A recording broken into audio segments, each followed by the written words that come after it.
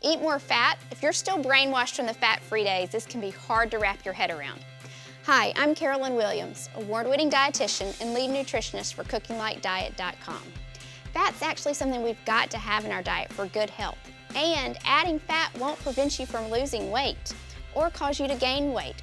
Yet people still struggle to add it to their diet. Today, I'm going to clear up some of the biggest misconceptions about fat.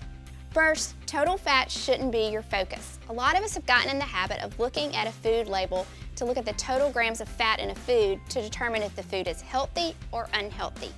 And actually, that shouldn't be our focus. Our focus should be the type of fat. We need healthy fat in our diet. So we want to look at the type of fat that's in the food, saturated or unsaturated. Second, the type of fat that you want is unsaturated fat rather than saturated. Your unsaturated fats are going to be found in your plant oils like olive oil, peanut oil, avocado oil, as well as some of your nuts and your fatty fish and things like avocados. These healthier fats can make you feel more full as well as protect your heart and improve your overall health. Third, fat doesn't make you gain weight or prevent you from losing weight. In fact, research has found that the opposite can be true.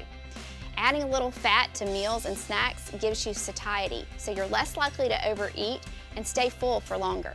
A common misconception is that excess fat is what makes you gain weight, but the reality is that an excess of calories, whether they're from fat, protein, or carbohydrates, can all make you gain weight. So the key is finding a balance, and that includes finding a balance of fat too.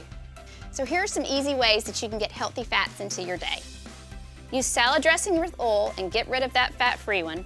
Snack on nuts, eat fish, and eat some dairy that's a little bit higher in fat. Those are some easy ways to sneak healthy fats into your day. Next time, I'm going to show you how meal planning can actually simplify your life.